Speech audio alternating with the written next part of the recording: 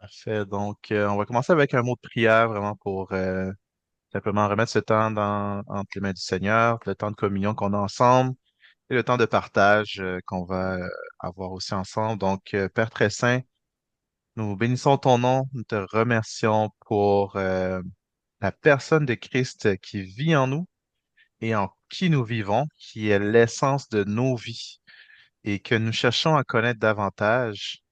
Père, nous prions que ce soir, chacun d'entre nous et puissions avoir les cœurs et les pensées ouvertes envers la personne de Christ, que nos cœurs soient transformés par la parole, que nos cœurs aussi, les uns envers les autres, soient ouverts à ce qu'on puisse recevoir d'entre chacun de nos frères et sœurs qui sont connectés ensemble ce soir et que nous puissions tous être édifiés. C'est dans ton précieux nom que nous avons prié et nous disons Amen. Amen. Amen. Amen. Donc ce soir, par la grâce de Dieu, s'il y a un simple thème pour notre discussion, pour notre partage ce soir, c'est l'Ecclésia qui bouleverse le monde. Donc, dans les dernières semaines qu'on s'est réunis, on avait parlé plutôt de l'identité en Christ, de la personne de Christ, son œuvre et sa personne parfaite, et qu'est-ce que ça implique pour nous aujourd'hui et pour le monde. Et puis, comme plusieurs d'entre vous, on a pu, certains d'entre nous, assister à ce que s'est passé hier au niveau des élections américaines et autres, qui ont fait beaucoup jaser, certains. Mais néanmoins, comme le dit le dicton très populaire ces temps-ci, peu importe qui est président, Jésus-Christ est roi. Amen. Donc, en anglais, whoever is president, Jesus Christ is king. Donc, c'est-à-dire que oui, on a des personnes élues, on a des présidents qui gouvernent certaines nations, on a des gens qui sont élus par le peuple, par le système de démocratie, mais on doit d'abord se souvenir que le système de démocratie qu'on connaît aujourd'hui a été institué par les hommes, donc ça s'avère un système qui est encore imparfait, hein? C'est-à-dire que c'est pas complètement la volonté de Dieu. On le voit dans l'Ancien Testament que lorsque Dieu a voulu être roi et maître sur Israël, Israël a dit non. Israël a dit, nous, on désire avoir un roi comme les autres nations.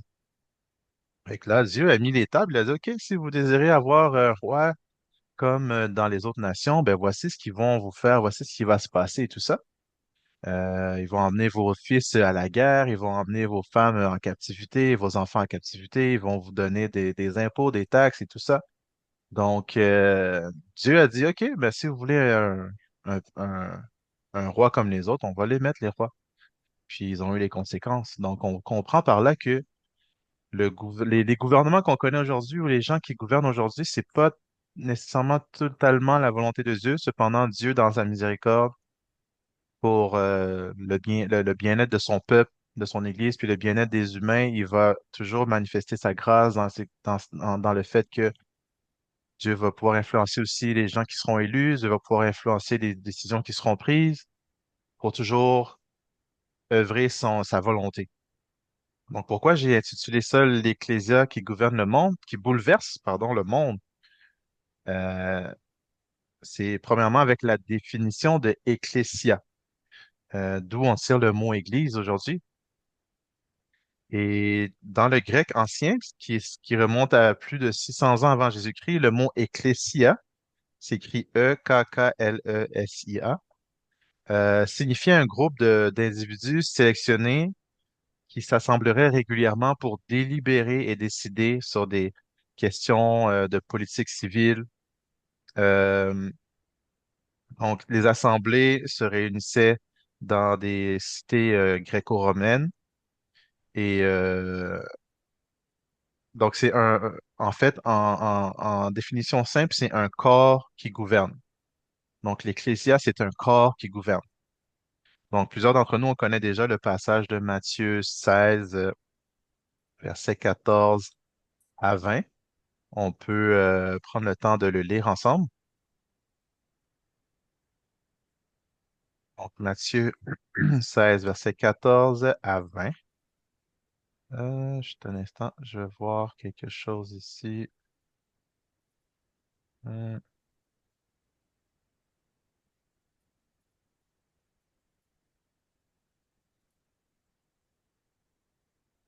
ok. Donc, Matthieu 16, 14 à 20, on lit ici. Lorsque Jésus demande à ses disciples, qui dites-vous que je suis? Qu'est-ce que les gens disent que je suis? Ils répondirent, les uns disent que tu es Jean-Baptiste, les autres disent Élie, les autres Jérémie ou l'un des prophètes. Et vous, leur dit-il, qui dites-vous que je suis? Pierre répondit, tu es le Christ, le Fils du Dieu vivant. Jésus, reprenant la parole, lui dit, tu es heureux, Simon, fils de Jonas, car ce ne sont pas la chair et le sang qui t'ont révélé cela, mais c'est mon Père qui est dans les cieux. Et moi, je te dis que tu es Pierre, et que sur cette pierre, je bâtirai mon église, ici le mot église, ecclésia, et que les portes du séjour des morts ne prévaudront point contre elle. Je te donnerai les clés du royaume des cieux. Ce que tu liras sur la terre sera lié dans les cieux, et ce que tu délieras sur la terre sera délié dans les cieux. Alors il recommanda aux disciples de ne pas dire à personne qu'il était le Christ. Un passage bien connu.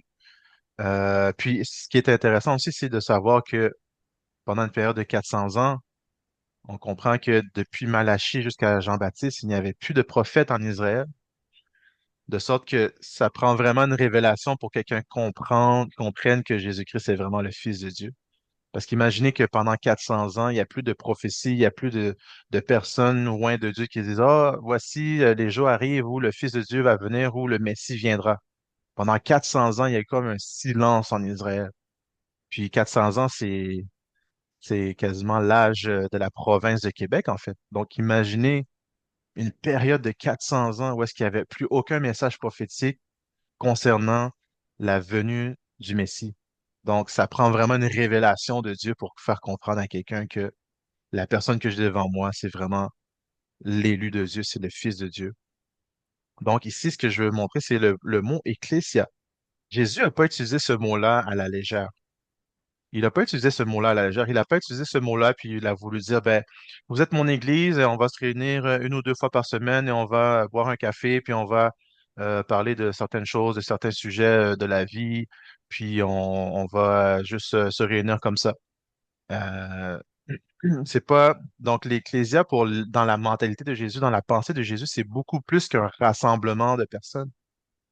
Jésus a utilisé le mot ecclésia, il a dit, vous êtes mon ecclésia, vous êtes mon corps qui gouverne, vous êtes mon équipe, en fait, mon assemblée de gens qui vont prendre des décisions, qui vont changer, en fait, vos sociétés, qui vont changer votre monde.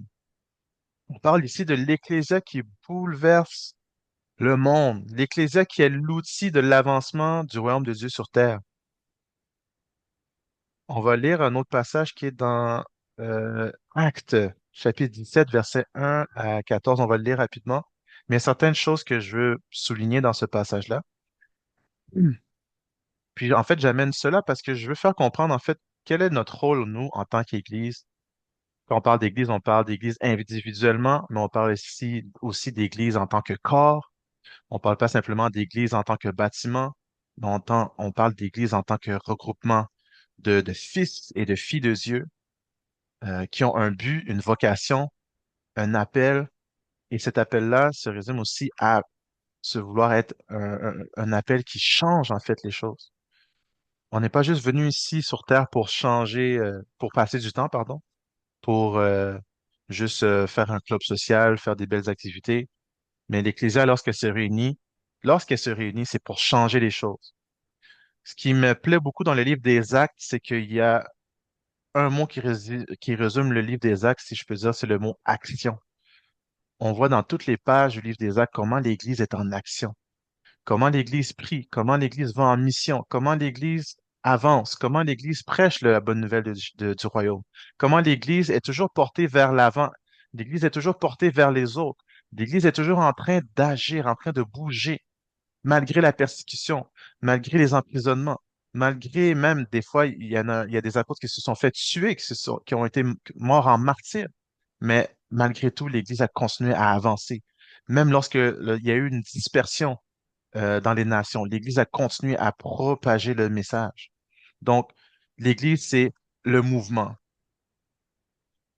Acte 17 nous dit, Paul et Silas passèrent par Amphipolis et Apollonie et ils arrivèrent à Thessalonique où les Juifs avaient une synagogue. Paul y entra selon sa coutume. Pendant 3 sabbats, il discuta avec eux d'après les Écritures, expliquant et établissant que le Christ devait souffrir et ressusciter des morts. Et Jésus que je vous annonce, disait-il, c'est lui qui est le Christ. Quelques-uns d'entre eux furent persuadés et se joignirent à Paul et à Silas, ainsi qu'une grande multitude de Grecs craignant Dieu et beaucoup de femmes de qualité. Mais les Juifs jaloux prirent avec eux quelques méchants hommes de la populace, provoquèrent des attroupements et répandirent l'agitation dans la ville. Ils se portèrent à la maison de Jason et ils cherchèrent Paul et Silas pour les amener vers le peuple. Ne les ayant pas trouvés, ils traînèrent Jason et quelques frères devant les magistrats de la ville en criant, ces gens qui ont bouleversé le monde sont aussi venus ici, et Jason les a reçus. Ils agitent, ils agissent tous contre les idées de César, disaient qu'il y a un autre roi, Jésus. Par ces paroles, ils émurent la foule et les magistrats, et qui ne laissèrent aller Jason et les autres d'après avoir obtenu d'eux une caution. Aussitôt, les frères firent partir de nuit Paul et Silas pour Bérée. On va s'arrêter par là. Il y a vraiment un passage capital. On remonte quelques lignes en haut. Ils ont dit, ces gens qui ont bouleversé le monde. C'est vraiment intéressant, n'est-ce pas? Ces gens qui ont bouleversé le monde. Qu'est-ce qu'il voulait dire par là? Il a dit plus loin que ils agissent tous contre les édits de César, disant qu'il y a un autre roi. Donc, on avait ce dicton-là dans cette époque-là qui disait que César est roi, en fait. Donc là, ils sont venus avec un autre message, dire qu'il y a un autre roi. Donc, ils se sont sentis menacés. Ils ont dit, qui est ce roi-là qui vient essayer de détruire le royaume de César, qui est le seul unique roi? Donc, ils ont appelé ces gens-là ces hommes qui sont venus bouleverser le monde. L'Ecclésia, le groupement qui a été envoyé, qui a été oint par Jésus-Christ, le corps de Christ, le corps gouvernoral, le gouvernement de Jésus-Christ. Jésus a dit que son royaume n'est pas de ce monde. Donc, quand on passe à un gouvernement, on pense pas au même type de gouvernement que nous, on voit à la télé ou qu'on voit comme hier dans les élections. C'est pas le même type de gouvernement. Lorsque l'Ecclésia se réunit, lorsque l'Église, la véritable Église de Jésus-Christ se réunit, c'est pour que les choses changent, c'est pour bouleverser ce monde. C'est pas pour passer du temps, mais c'est pour bouleverser ce monde, c'est pour créer un changement, c'est pour avancer le royaume de Dieu sur terre. Amen. C'est pour provoquer un changement non seulement dans les structures, mais provoquer un changement dans les mentalités. C'est pour ça qu'il est écrit ici il y a certains Juifs qui étaient séduits par les paroles de Paul, qui étaient convaincus par les paroles de Paul. D'autres Juifs qui étaient jaloux se sont opposés aux paroles de Paul parce que eux n'ont pas voulu croire en ces paroles. Ils n'ont pas voulu croire que le Messie était arrivé. Et ça, on parle, ici, on décrit ça comme l'antéchrist, en fait. Quelqu'un qui est antéchrist, qui est contre Christ, qui est contre, en fait, la notion ou la vérité qui dit que Christ est venu en chair et en os. Jusqu'à aujourd'hui, les Juifs qui sont en Israël ne reconnaissent pas que le Messie est venu. Ils sont toujours en train d'attendre le Messie. Donc, c'est une mentalité qu'on appelle antichrist. C'est ce que Jean reproche dans ses 3 épîtres, le premier, 2 et 3 Jean, où est-ce qu'il parle du fait que plusieurs antéchrists sont déjà venus dans ce monde. C'est ce qu'il veut dire par là. Il veut dire que plusieurs Juifs de cette époque-là ne reconnaissaient pas que le Fils était venu en chair. Donc, ces gens qui ont bouleversé le monde. Quand j'ai lu ça, ça m'a vraiment interpellé, en fait. Ça m'a fait poser plusieurs questions, en fait. Ça me fait me poser, est-ce qu'aujourd'hui, l'Église de Jésus-Christ bouleverse ce monde? Est-ce qu'aujourd'hui, lorsque les gouvernements prennent des décisions, est-ce qu'ils considèrent l'Église ou ils sont juste, ah, eux autres, les chrétiens, bon, on n'a pas vraiment besoin d'eux. Ils sont pas vraiment menaçants. Donc, qu'est-ce que je veux dire par là? Est-ce que je veux dire que l'Église doit commencer à faire des manifestations, commencer à faire, agir avec violence ou quoi? Non, c'est pas ça que je suis en train de véhiculer comme message. C'est pas de la rébellion, mais c'est de comprendre en fait quel est ce mandat que Jésus-Christ nous a donné lorsqu'il a dit que je bâtirai mon ecclésia. Il a utilisé un mot très précis qui était déjà connu dans cette époque-là. C'était pas un mot chrétien, c'était un mot des gens, des Grecs, en fait. Donc, il a utilisé ce mot-là pour leur faire comprendre, voici qu'est-ce que je suis en train de bâtir. Je suis en train de bâtir mon corps. Je suis en train de bâtir des gens, des hommes et des femmes, que lorsqu'ils se réuniront, ils vont prendre des décisions pour que mon royaume avance et puisse influencer toutes les structures de cette société et de ce monde ici-bas. Toutes les structures. Aujourd'hui, ce qui se passe, c'est que malheureusement, il y a une certaine mentalité dans l'Église, dans le corps de Christ, qui a fait en sorte qu'on a, pour certaines régions du monde, on a décidé de se retirer tranquillement de euh, de certaines institutions. Je donne un exemple très, très simple. Il y a 2 semaines, j'ai voyagé en Côte d'Ivoire. Il y avait une conférence en Côte d'Ivoire où est-ce que j'ai été invité pour faire la traduction en français. Donc, le prédicateur, qui était le Dr. Sean Smith, il prêchait en anglais et moi, je faisais la traduction simultanément en français. Et dans certaines soirées où est-ce qu'on parlait avec les hôtes de l'événement qui nous ont reçus, il y avait beaucoup de personnes qui étaient quand même influentes à Abidjan, qui est la capitale de Côte d'Ivoire, des personnes qui étaient influentes au niveau chrétien, dans le secteur des chrétiens. Puis, il y en a un qui a dit, je comprends pas pourquoi, depuis les 10 dernières années, la Côte d'Ivoire est devenue de plus en plus gouvernée par les musulmans, par l'islam. Puis, il disait ça avec beaucoup de tristesse parce qu'il a vu que depuis 2010-2012, l'islam a pris une croissance fulgurante en Côte d'Ivoire, de sorte que maintenant, les maires, les préfets, les personnes qui s'occupent des arrondissements en Côte d'Ivoire sont majoritairement des gens qui pratiquent l'islam. Et nécessairement, qui pratiquent l'islam, ils vont voter aussi des lois qui vont les avantager. Puis, cet homme-là, qui est influent non seulement dans l'Église, mais influent dans le côté politique, il a été en mesure de retracer un peu où l'Église a failli. Puis, il a compris qu'il y avait ce genre de croyance ou cette doctrine par laquelle les chrétiens ne doivent pas s'impliquer en politique. Que non, la politique, Nous, on a le royaume de Dieu, on ne doit pas s'impliquer en politique. C'est les choses du monde. Nous, on est chrétiens, donc on doit prendre soin des choses de l'Église. Fait que là, il a compris qu'en fait, à cause de cette négligence-là, au lieu que certains chrétiens s'impliquent au niveau municipal, au niveau provincial, au niveau régional, dans certaines sphères de politique, ils ont préféré se retirer, de sorte que maintenant, on prie que Dieu puisse changer la nation alors qu'on avait le pouvoir de changer la nation en s'impliquant. Je sais pas si vous comprenez un peu où est-ce que je veux en venir. Aujourd'hui, dans l'heure où on se parle dans ce pays-là, il y a beaucoup de musulmans maintenant que c'est eux qui achètent les terrains, c'est eux qui achètent les, les, les, les, les parcelles et tout. Puis là, ils sont en train de construire des mosquées, ils sont en train de s'avantager eux-mêmes au détriment, en fait, de l'Église. Au détriment de l'Église. Donc maintenant, quand un chrétien va se lever pour faire des propositions, les gens vont pas l'écouter parce qu'ils vont se dire, ben, vous avez pas voulu vous impliquer. Vous n'avez pas voulu être présent à la table de discussion lorsqu'il fallait être présent à la table de discussion. Donc ça, c'est un court, un petit exemple, en fait, dans une des sphères de la société en Côte d'Ivoire où est-ce qu'on a vu, ils ont constaté eux-mêmes que l'Église a failli de ce côté-là, en simplement se disant, ben, on va prier et jeûner, Dieu va changer les choses. Mais Jésus a dit, je vais bâtir mon ecclésia.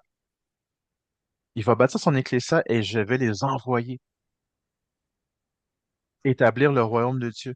Le royaume de Dieu, c'est premièrement quoi? C'est pas des bâtiments, mais ce sont premièrement les valeurs. C'est premièrement la compréhension de qui est Dieu et de qui est l'être humain en Christ.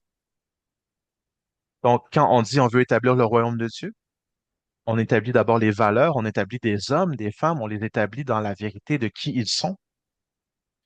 Là, on voit maintenant, pour plus proche de nous au Québec, comment ils ont voté des lois pour amener l'enseignement de la sexualité à un très bas âge à nos enfants. Quand je dis nos enfants, je dis ben, vos enfants aussi, ceux qui ont des enfants, ceux qui n'ont pas encore des enfants, ceux qui ont des grands-enfants, des petits-enfants. Ce sont tous nos enfants qui veulent inculquer des notions qui sont contraires à la parole de Dieu. Mais en tant qu'Église, on doit se demander, est-ce que la prière est la seule chose qu'on peut faire? On voit dans le livre des Actes comment les apôtres, quand ils se réunissaient à prier, à jeûner, on voit dans Acte 3 ou Acte 4, si je me souviens, il est écrit que le lieu où ils priaient trembla. Ils furent remplis du Saint-Esprit, ils furent remplis d'assurance et ils sont sortis pour aller prêcher la parole avec assurance. Donc, on voit que ils ont prié, mais après avoir prié, ils ont reçu de Dieu la puissance pour agir. Donc, des fois, en tant que chrétien, on se limite seulement à dire, oh, on va prier, Dieu va faire le reste. Puis Dieu il dit, OK, vous avez prié, mais faites le reste. Parce que moi, je suis la tête, mais vous êtes mon corps. J'ai jamais vu une tête marcher tout seul dans la rue, à part les squelettes le 31 octobre devant certaines maisons. Mais j'ai jamais vu une tête marcher tout seul dans la rue. Il y a toujours des gens, ils ont une tête, ils ont un corps. Christ se dit une tête et nous sommes le corps que Christ utilise pour agir dans ce monde. Amen. On va lire un autre passage ici en Éphésiens 1:15. Je crois qu'on connaît ce passage-là aussi. Il dit, Paul dit ici, c'est pourquoi moi aussi, ayant entendu parler de votre foi au Seigneur Jésus-Christ, de votre charité, votre amour pour tous les saints, je ne cesse de rendre grâce pour vous, faisant de mention de vous dans mes prières, afin que le Dieu de notre Seigneur Jésus-Christ, le Père de gloire, vous donne un esprit de sagesse et de révélation dans sa connaissance, et qu'il illumine les yeux de votre cœur pour que vous sachiez quelle est l'espérance qui s'attache à son appel, quelle est la richesse de la gloire de son héritage qu'il réserve aux saints, et quelle est envers nous qui croyons l'infinie grandeur de sa puissance se manifestant avec efficacité par la vertu de sa force.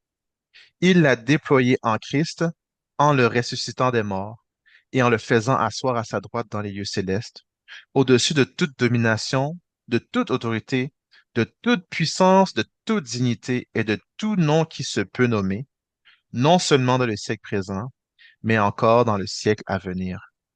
Il a tout mis sous ses pieds et il l'a donné pour chef suprême à l'Église, qui est son corps, la plénitude de celui qui remplit tout en tous.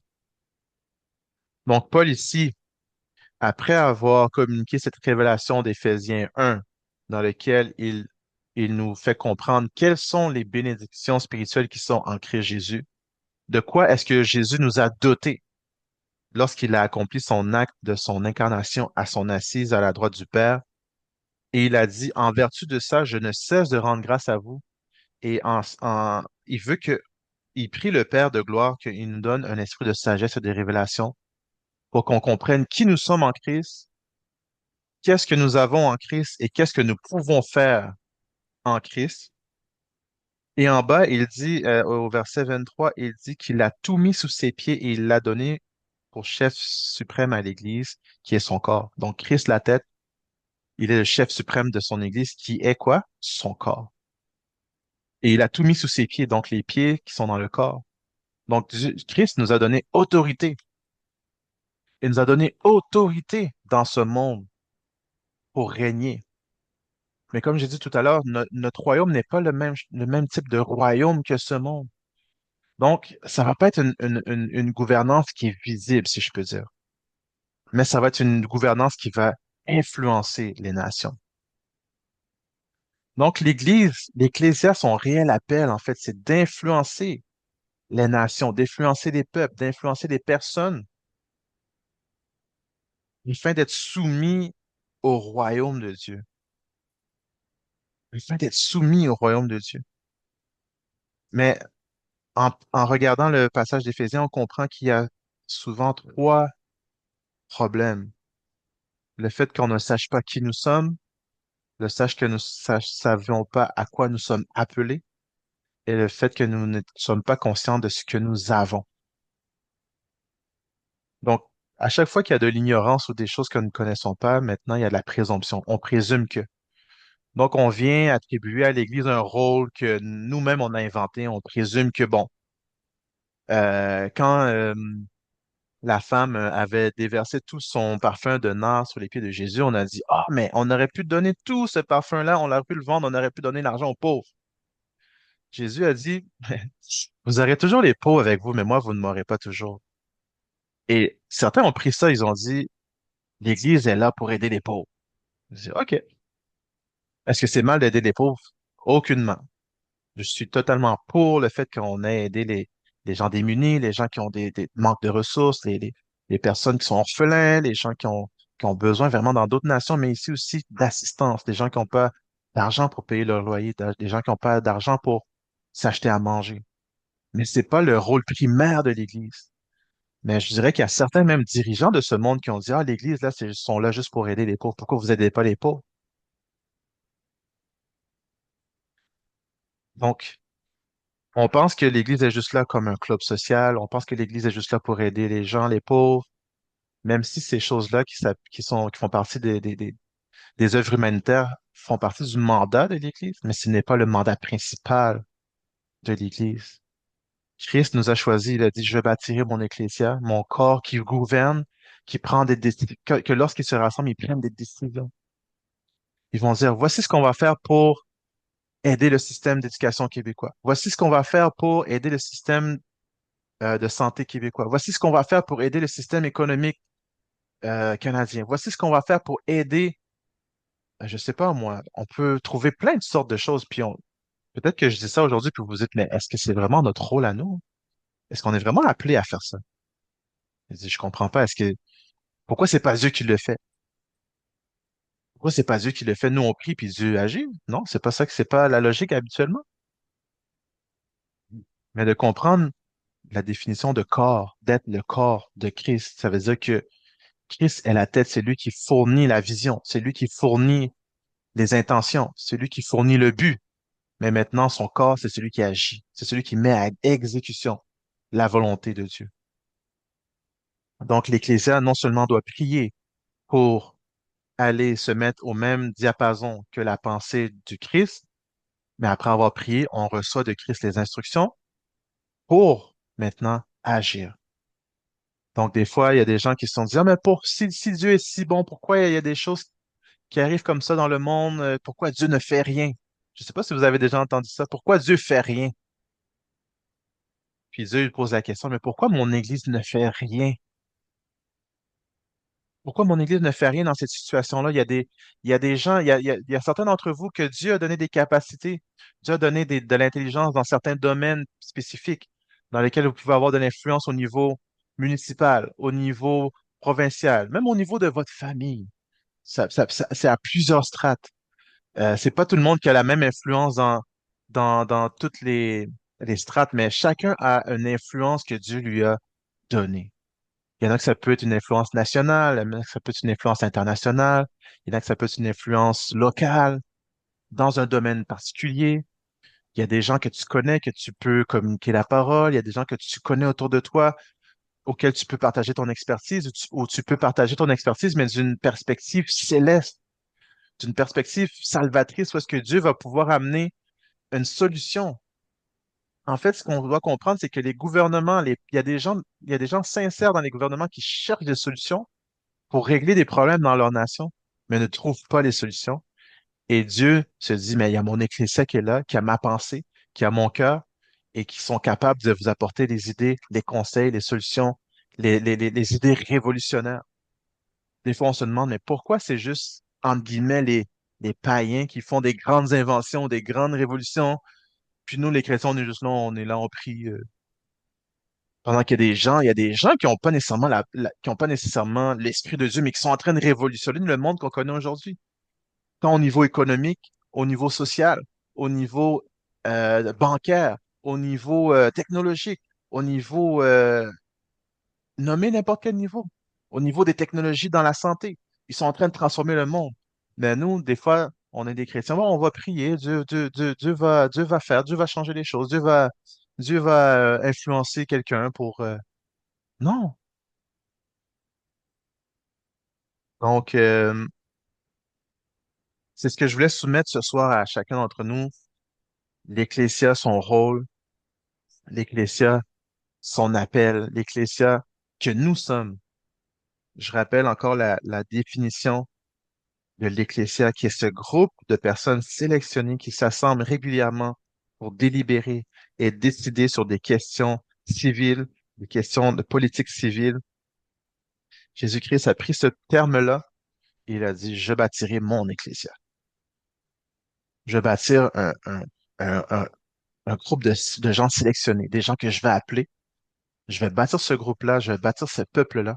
Je vais les appeler autant qu'ils sont. Et eux, ils vont être mon corps. Ils vont constituer mon corps, un corps qui gouverne, un corps qui va s'armer à faire l'avancement du royaume de Dieu. Le royaume de Dieu, c'est l'amour. Le royaume de Dieu, c'est la justice. Le royaume de Dieu, c'est la paix.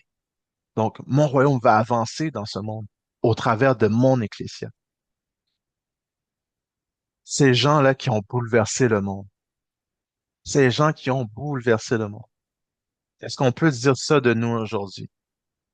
Et c'est pas une question pour se rabaisser, se condamner ou pour se remettre en question indéfiniment, mais c'est pour se dire, est-ce que moi, à mon niveau personnel, est-ce que je suis conscient de ce que Dieu m'appelle à faire? Peu importe aussi mon âge. Des fois, on peut se dire qu'à un certain âge, on est trop jeune, on est trop occupé. Ou à un certain âge, je dis, ah ben moi, je suis trop vieux pour ces choses-là. Non, il n'y a pas d'âge pour ce que Dieu t'appelle à faire dans ce monde qui peut constituer l'avancement du royaume de Dieu sur terre. Parce que tu fais partie de l'Ecclésia, tu es cette personne. Nous sommes ce groupe de personnes que Dieu utilise pour avancer son royaume. Il y a même dernièrement, je réfléchissais même au système québécois, je me dis, mais l'éducation, puis ça c'est aussi dans d'autres nations, la manière comment ils veulent inculquer ces enseignements de divergence de genre et nommez-les, mais à un bas âge, un très bas âge, la théorie de genre et tout ça, à des gens, dans enfants de 4 5 6 ans. Tu te poses la question, mais c'est quelle société qu'ils veulent créer dans 20 ans? Parce que ces gens-là, ce qu'ils planifient, ils planifient pas dans les 5 prochaines années, ils planifient sur une ou deux générations. Mais nous, est-ce que l'Ecclésia de Christ, est-ce que nous aussi, on planifie dans une, deux, trois générations, à quoi veut ressembler le monde, ou est-ce qu'on attend juste l'enlèvement? On enlève les mains du bateau, puis on se dit, ah, ben, on va voir où est-ce que le bateau va dériver, puis à un moment donné, Jésus va venir nous chercher. Puis on se détache de tous les malheurs qui s'apparentent dans le monde. On se dit, ah, ben, Dieu, s'il veut intervenir, il va intervenir. Mais nous, on lâche la main sur le gouvernail, puis on laisse le bateau dériver. Parce que c'est Dieu qui gère, hein, c'est son monde. Nous, on attend d'être enlevés. Mais c'est pas ça la mission de l'Ecclésia. L'Ecclésia, est pas appelée à s'asseoir jusqu'à ce que Jésus revienne. L'Ecclésia, son rôle, c'est d'avancer le royaume de Dieu sur terre. Donc, j'ai parlé, j'ouvre les micros. On ouvre les micros sur ce qui a été partagé. J'aimerais qu'on puisse avoir une discussion ensemble, avoir un peu des impressions, à savoir, c'est quoi notre compréhension du rôle de l'Ecclésia? Est-ce que je comprends vraiment mon rôle personnel en tant que fils de Dieu, fille de Dieu? Qu'est-ce que Dieu m'appelle à faire et à quel niveau est-ce que je peux avoir une influence? Et qu'est-ce que je vois aujourd'hui qui peut être changé? Et qu'est-ce que l'Église peut faire pour apporter un changement?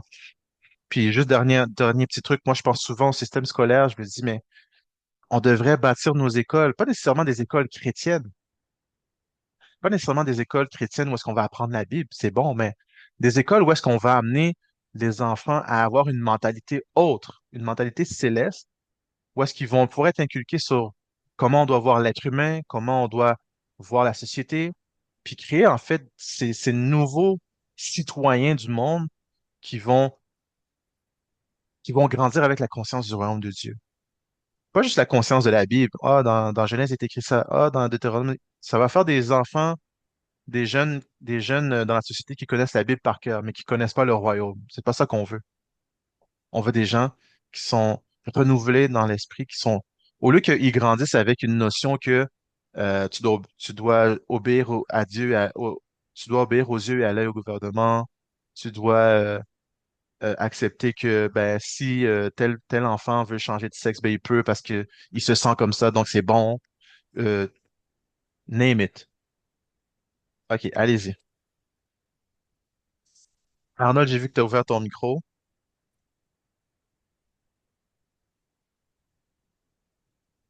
Allô, Oui, on t'entend. bonsoir tout le monde. Bonsoir. Euh, Bonsoir. c'est un plaisir d'être là je crois que c'est notre première fois. Et depuis écouter un enseignement qui vient à point nommé par rapport aux élections américaines d'hier.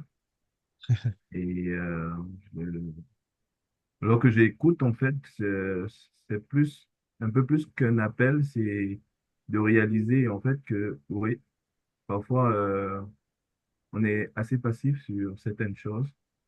Et ce que je reçois là, c'est comme une exhortation à être moins passif sur un ensemble de choses parce que Dieu attend que c'est nous qui fassions. Parce que nous, on aime beaucoup prier et puis on n'aime pas beaucoup faire.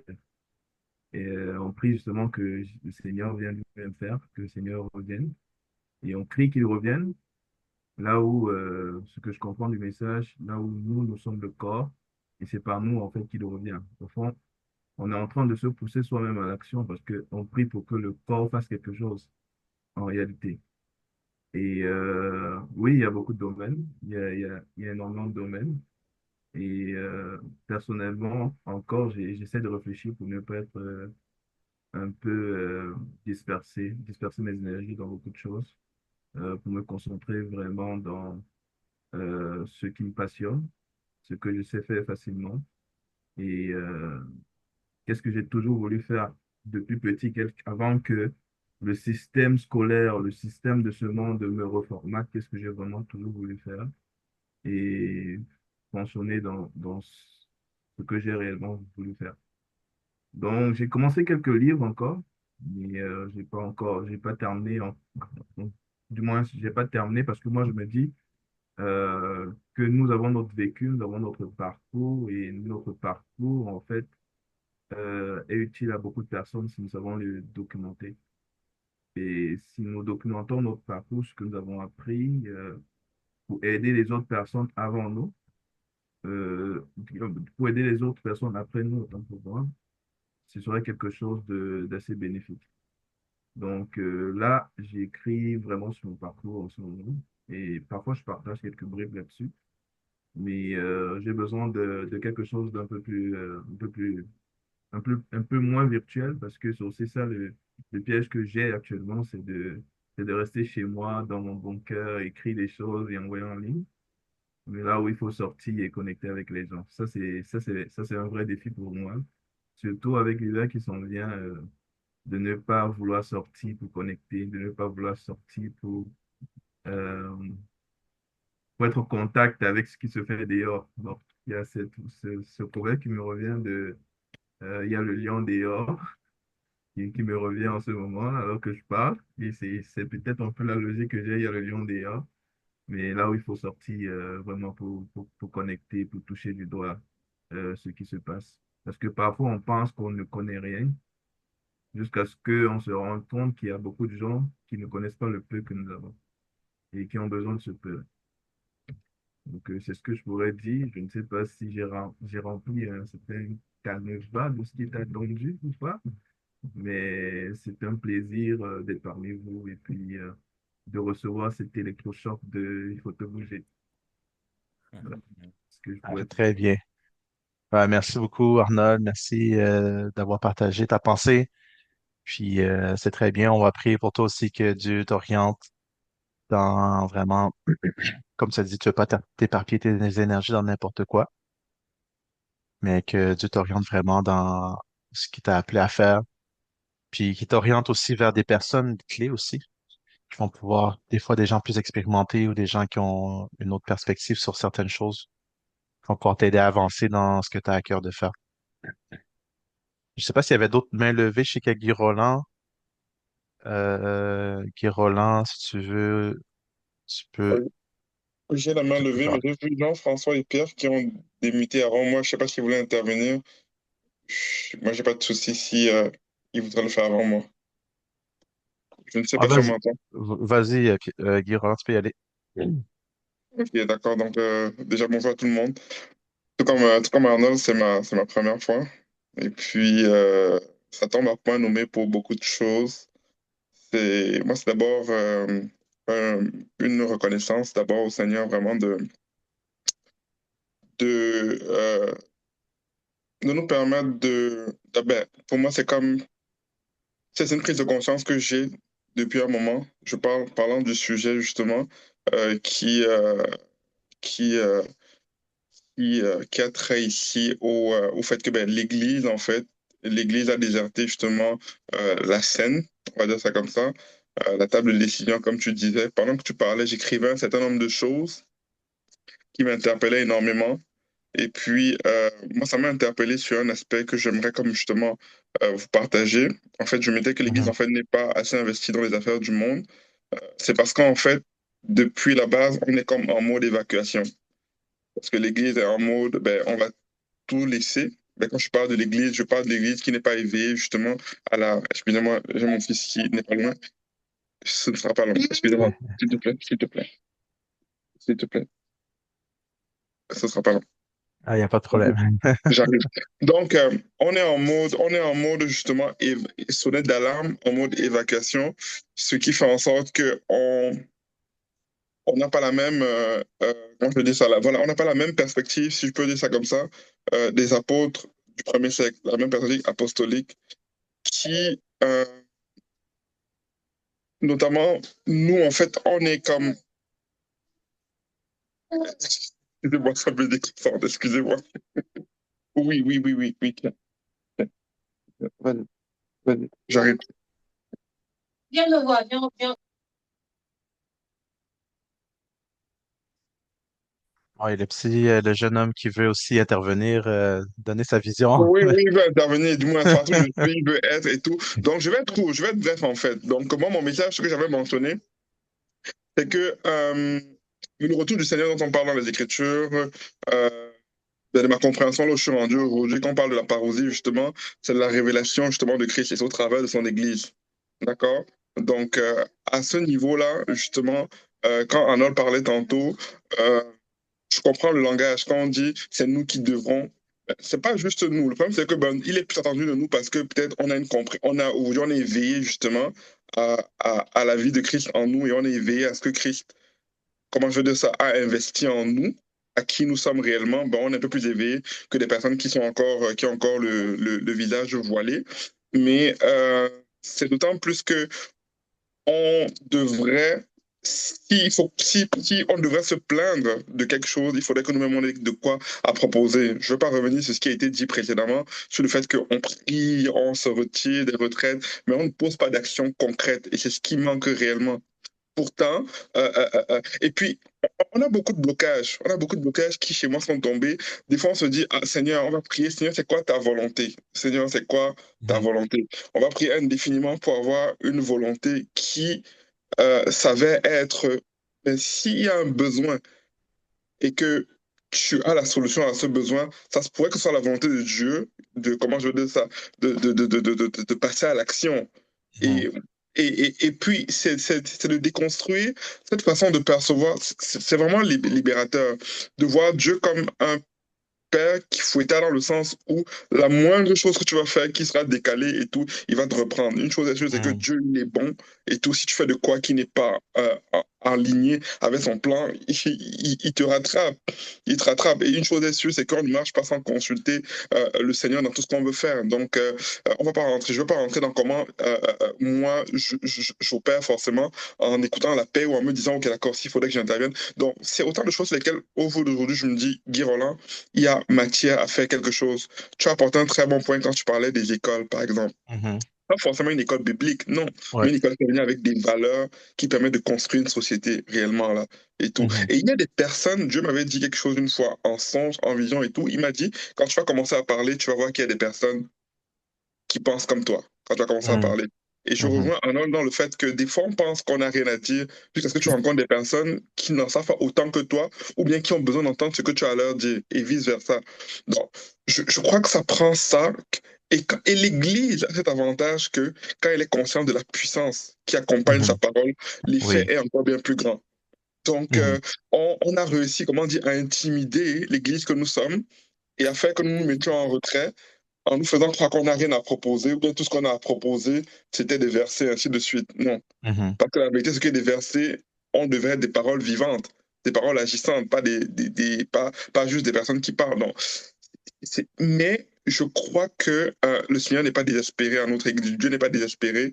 Et puis, l'Église, on est dans ce qu'on appelle, je crois, l'âge du verseau, là, où la connaissance est en train davantage de grandir, donc on prend davantage conscience de qui on est pour pouvoir Mhm. intervenir. Donc, c'est en cela que ton message m'interpelle et me fait comprendre que définitivement, arrêtons d'être en mode évacuation, le monde, on va partir, on va le laisser, Ouais. et puis c'est les autres qui vont s'en occuper. Et puis, ça fait que ben, mon fils demain ne peut pas entreprendre d'être médecin parce qu'il se dit, papa, on va partir demain. Mhm. Pourquoi je vais être médecin et tout. D'accord, donc c'est un peu ça. Donc merci. Ouais. Pour ça que- Ah, mais ça fait plaisir. Merci. J'ai vraiment apprécié ton apport. Puis, tu sais, comme on disait, en fait, ce que j'ai compris aussi, c'est que le monde n'a pas rejeté Christ nécessairement, mais ils ont rejeté la version de Dieu qu'on a présentée au monde. Un Dieu un peu arbitraire, qui est toujours en colère, puis qui n'a pas d'ouverture envers les gens différents. Puis, en fait, c'est cette version de Dieu que nous, on a décidé de dépeindre dans nos propres interprétations des évangiles et qu'on a présenté un monde, et c'est ce Dieu-là que les gens ont rejeté. Puis c'est maintenant de venir avec une nouvelle perspective sur qui Dieu est et qui va aussi changer la perspective sur qui nous sommes et qui va pouvoir apporter un message d'évangile qui est plus complet, qui est libérateur, qui vient un message qui est guérissant pour le monde. Un jugement, c'est comme un jugement, on a souvent pris le jugement comme un juge qui vient marteler son marteau et rendre une sentence, mais lorsque le médecin vient voir tes symptômes et vient te donner un traitement, lorsque tu es guéri, il vient aussi apporter un jugement. Et son jugement est dit, tu es guéri. Donc, on veut apporter le message d'évangile, mais qui vient pas apporter le jugement pour la condamnation, mais un jugement qui vient te dire que au monde qui vient apporter la guérison. C'est un message de guérison. On dit que le soleil de justice aura la guérison sous ses ailes. Donc, c'est ce message-là que le monde attend. Je crois que le monde nous attend, mais le monde ne sait pas qu'ils sont en train de nous attendre. La parole nous dit que la création attend-elle avec un ardent désir la révélation des fils de Dieu. La manifestation des fils de Dieu, ça ne dit pas qu'ils sont en train d'attendre la révélation, la manifestation des prophètes, des apôtres puissants, les fils. La création attend avec un ardent désir que les fils se manifestent. Pierre, Oui, comment vas-tu? ça va bien. Ouais, de Saint-Jean, c'est Richelieu. On est un peu de partout au Québec, Sherbrooke, Saint-Hyacinthe, Québec, Saint-Jean. C'est merveilleux. Écoute, je voudrais te demander, je suis arrivé à temps pour entendre la définition de l'Ecclésia que tu as donnée. Est-ce Oui. que tu as une référence ou où as-tu trouvé cette définition-là que j'ai jamais entendue de ma vie puis que je trouve intéressante au maximum, là? Je pense que je l'ai pris sur godquestions.ca. OK. Ouais, c'est là que je l'ai trouvé. Je pense que c'est là que je l'ai trouvé. Est-ce que tu, C'est en anglais, je l'ai traduit en français. Il me est-ce semble que que, c'est là que j'ai trouvé. est-ce que tu pourrais nous l'envoyer par courriel ou? Oui, il faut que je la retrouve, la référence. Je vais la retrouver puis je vais la partager avec vous. Super. Ouais. Ben, tu sais, moi, là, c'est parce que au niveau du fonctionnement de l'Ecclésia, ce que tu as partagé là, c'est comme ça prend un groupe mature. Mais finalement, moi, je suis au Seigneur depuis 1977. Mhm. Puis l'Église n'a fait que former. Puis ça, j'ai eu cette compréhension-là cette semaine, là, c'est tout frais, là, je pense que j'ai eu ça hier, à l'effet que l'Église a produit des bébés, en majeure Mhm. partie des bébés, puis aussitôt que tu grandis un petit peu trop, ben là, on te dit, c'est moi l'autorité et toi, t'es pas vraiment dans ma vision, alors ajuste-toi à ma vision, sinon tu peux prendre la porte. Mhm. Alors, c'est ça. Donc, c'est ça. Puis j'ai réalisé que la plupart de ces leaders-là étaient des bébés spirituels eux-mêmes. Tu sais, moi, je suis venu au Seigneur en 1977. Puis, tu sais, j'aurais jamais osé dire ça. Tu sais, le serviteur de Dieu, tu peux pas parler contre le serviteur de Dieu. Puis, c'est clair que, tu sais, après toutes ces années-là, je parle pas contre un serviteur de Dieu, je parle contre une réalité qui fait en sorte que on n'est pas capable de se servir les uns les autres et non pas les uns des autres. Mhm. Et puis d'être serviteur de tous, que chacun dans la pièce est serviteur de tous. Hier soir, on avait notre réunion d'église de maison, puis je partageais justement ça. Nous sommes tous des serviteurs. Les étiquettes là, de apôtres et pasteurs ou prophètes, évangélistes, enseignants, c'est des étiquettes, mais si quelqu'un a une parole, c'est pas obligé d'être hyper exalté à la pentecôtiste effrénée, parce que de toute façon, 1 Corinthiens 14 nous dit bien, Paul dit, moi, je parle en langue plus que vous tous, mais quand il y a du monde autour, comme s'il y a des nouveaux, c'est pas le temps de faire des manifestations extatiques, mais vous pouvez prophétiser. Parce que sinon, si vous faites pas ça, les gens vont penser que vous êtes fous, puis ils vont s'en aller. Fait que, encore une fois, direct là, à ce moment-là, c'était un appel à la maturité. Puis c'est ça qui est en train de se vivre à notre église de maison, c'est que on laisse la place à chacun de mûrir en les traitant en adultes. C'est ça la vraie ecclésia. C'est pour ça que j'ai tellement aimé ta définition, parce qu'en fait, c'était le même sujet dans lequel je suis tombé hier, puis c'est merveilleux. Donc, c'est ça, c'est ça. Aimons-nous les uns les autres en vérité, en se considérant comme des adultes et non pas en étant paternaliste et en voyant les autres comme inférieurs. Et, tu sais, les gens ont tout le besoin de connaître. Tu sais, c'est comme, est-ce qu'on se connaît assez pour être capable de faire la différence en nous, entre notre âme et notre esprit? Quand David, je pensais à ça aujourd'hui, lorsque David va dire à son âme, mon âme loue l'Éternel, il parle à son âme parce que c'est là qu'on doit, que la maîtrise de notre âme est importante. Est-ce que ça vient de notre conscience? Est-ce que ça vient de notre cœur? Est-ce que ça vient de notre pensée? Je pense que c'est un mélange de ces trois aspects-là de notre personnalité qui fait en sorte que on finit par devenir mature. Alors, laissons l'opportunité aux gens de grandir et, et considérons-les comme des adultes et non pas comme des bébés spirituels, même s'ils l'ont été depuis longtemps, c'est pas de leur faute. On les a formés à rester bébés toute leur vie. Des chrétiens de 40 ans, tu dis, ça se peut pas. Ça fait 40 ans qu'ils sont dans le Seigneur, puis c'est des bébés. Puis c'est pas de l'orgueil, c'est pas de la prétention, parce que c'est avec compassion que je le dis. Je me dis, c'est épouvantable.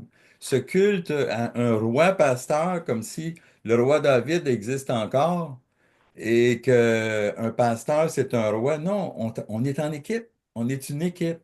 Puis l'ecclésia en équipe, c'est des gens qui, qui mûrissent ensemble et qui développent vraiment la vision de Dieu sur l'Église. Alors voilà. Wow. Merci beaucoup. C'est intéressant aussi, comme on l'a vu aussi dans le livre des Actes, comme quoi l'Église était déjà encore jeune, puis elle progressait vers la maturité, mais il se posait pas mille et une questions à savoir s'il faisait bien ou pas. Il faisait juste obéir à Dieu, comme il le sentait, comme il le pouvait, comme ils avaient la capacité. Puis Dieu les dirigeait où est-ce que, malgré leurs erreurs, Dieu les dirigeait où est-ce que lui voulait qu'ils aillent. Donc, Dieu attendait pas des gens qualifiés ou des gens parfaits ou des gens hyper matures qui on connaît tout, mais il cherchait des gens qui ont dit, me voici, envoie-moi. Donc, après ça, Dieu prend soin du reste. Dieu prend soin du reste. Sa miséricorde fait en sorte que même malgré nos erreurs ou nos égarements de parcours, on va toujours finir par revenir sur le bon chemin dans la volonté de Dieu. Parce que on l'aime, on aime Dieu. Donc Dieu va toujours se faire un plaisir de nous ramener dans sa volonté parce qu'il sait déjà qu'on ne veut pas s'égarer de lui. Et comme tu l'as dit, il y a des gens qui, peut-être par insécurité, ont senti le besoin qu'ils devaient dominer d'autres. Pour se dire, ben, moi, je dois être au-dessus des autres pour qu'il y ait de l'ordre et tout. Puis, bien qu'il y a certaines vérités bibliques en ce qui concerne des positions plus de leadership dans l'Église, néanmoins, ça ne veut pas dire qu'il doit y avoir du népotisme ou du genre d'attitude où est-ce que je domine sur les autres. Donc, merci vraiment pour ton intervention. Je sais pas s'il y avait Jean-François ou Jean qui avaient euh, quelque chose à apporter ou sentez-vous libre?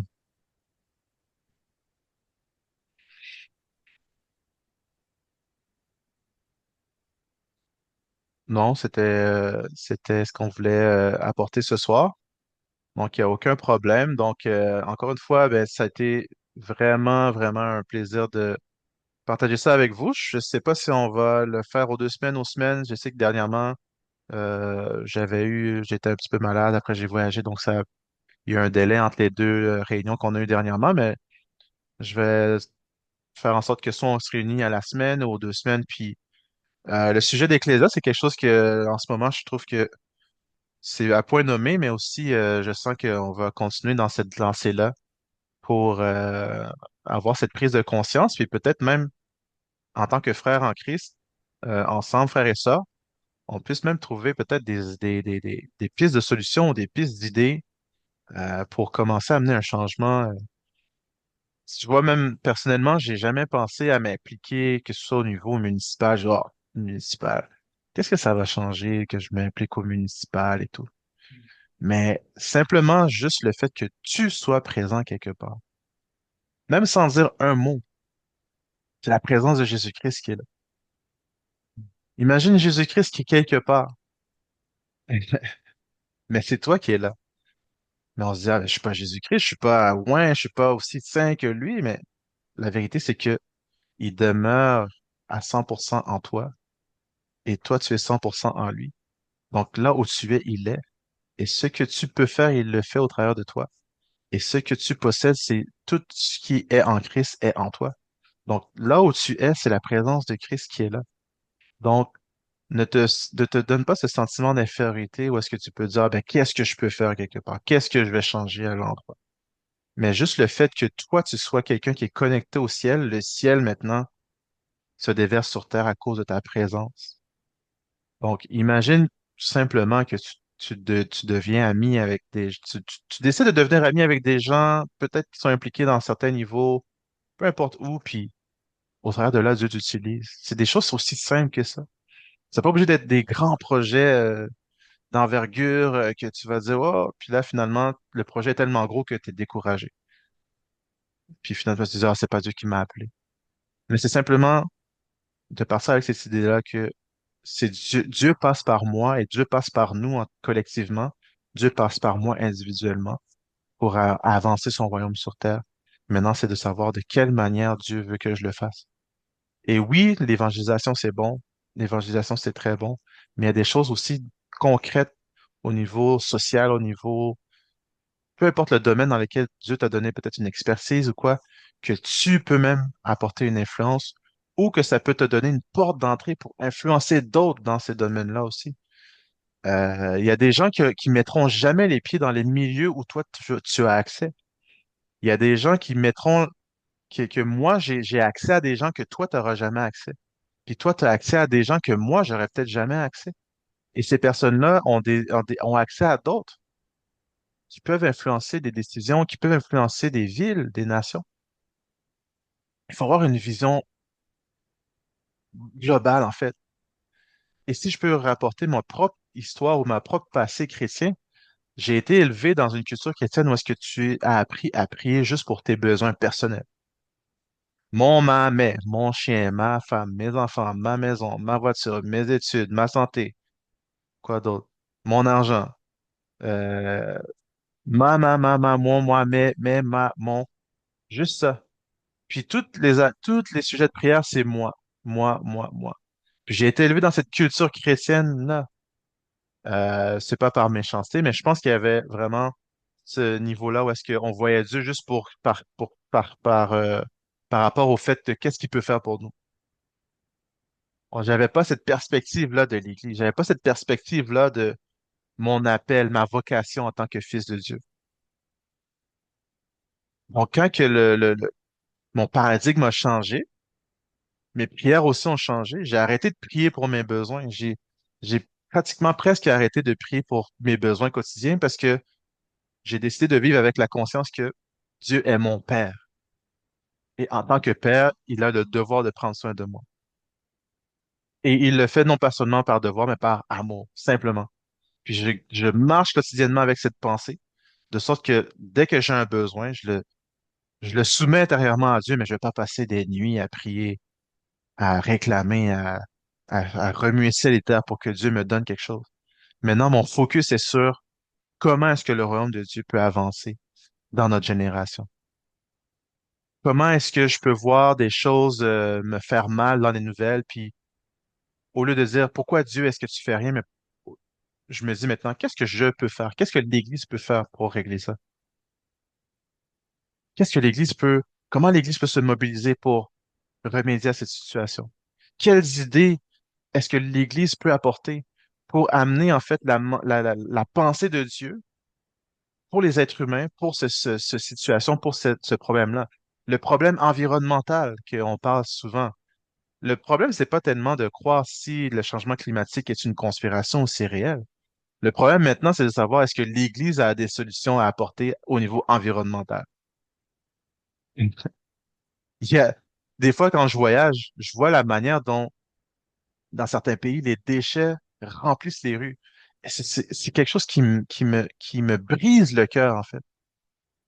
De savoir que dans certaines nations, tu marches dans les rues puis il n'y a que des déchets. Et moi, mon cœur, c'est pas de dire, Dieu, tu fais quoi? C'est de dire, est-ce qu'il y a quelque chose que je peux faire? Est-ce qu'il y a des humains en ce moment? Est-ce qu'il y a des gens qui ont à cœur d'apporter des solutions? Est-ce que l'Église peut faire quelque chose pour apporter des solutions au niveau de l'énergie, au niveau environnemental, au niveau peut-être d'apporter des solutions au niveau des forêts, au niveau de la gestion des déchets, au niveau de l'approvisionnement en électricité dans certains pays? Il faut que l'Église commence à réfléchir de cette façon-là. Parce que, à cause de ça, les institutions ne considèrent jamais l'Église dans leurs décisions. Moi, ce qui m'a prouvé ça, c'est comment ça s'est passé au Québec durant la pandémie. Durant la pandémie, l'Église est restée en silence radio. Peut-être quelques prédicateurs qui ont parlé, mais on les a montrés dans le Journal de Montréal comme étant des rebelles, comme étant des fous. Mais ça, c'est simplement le résultat du fait que l'Église, pendant plusieurs années, a décidé de retirer son rôle, de retirer son influence, a décidé de ne plus faire avancer le royaume de Dieu tranquillement pour se concentrer sur elle, comment on peut acheter des plus grandes bâtisses, comment on peut grandir nos programmes d'évangélisation pour grandir nos communautés, pour dire que peut-être, bon, moi, j'ai la plus grande église de la ville maintenant. Puis on s'est détourné du royaume de Dieu pour bâtir nos petits royaumes. Ça, c'est une observation très personnelle. J'en fais pas une critique. C'est une observation très personnelle. Peut-être que vous le voyez autrement. Mais pour dire que il est temps que l'Église maintenant prenne sa place comme ecclésia, un corps qui gouverne, qui prend des décisions. Que lorsqu'il se réunit, c'est pas juste pour prier ma chose. Vous m'entendez toujours? Oui, Ah, ok, c'est bon, j'ai perdu le visuel, hein. Je sais pas trop. ça l'a Mon or- gelé. Ouais. Ouais, mon ordinateur est en train de geler, je sais pas pourquoi, mais on va juste un instant, attendre un instant que ça revienne. Attendant, Kit, peux-tu me dire si tu m'entends? Je t'entends aussi. Oui. Ouais, c'est juste mon image que j'ai pu, je sais pas pourquoi.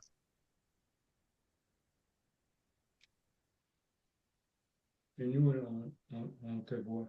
Fait que, continue. OK.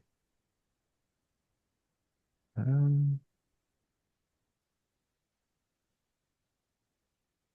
Dans ce cas-là, on va prier pour la fin de la réunion. Je vous remercie tous d'être présents.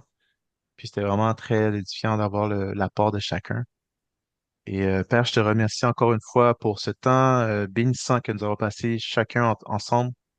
Et on prie vraiment que ce qu'on a discuté aujourd'hui, ça puisse porter fruit, qu'on puisse renouveler nos cœurs à savoir l'avancement qu'on a à apporter à ton royaume sur la terre et quel est notre mandat, notre vocation en tant que fils de Dieu pour que ton royaume prenne de l'expansion et que les êtres humains aussi viennent à la connaissance de Christ au travers de l'Église.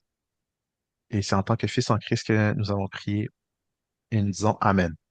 Amen. Amen. Amen. Donc, merci encore. Soyez tous bénis. Puis, on se retrouve très bientôt. Je vais encore envoyer des communications par courriel. Donc, restez à l'affût. À très bientôt. Au revoir. Au Au revoir. revoir. Bye Merci. bye. Bonne Bye soirée. bye. Tout le monde. Bonne soirée. Ouais.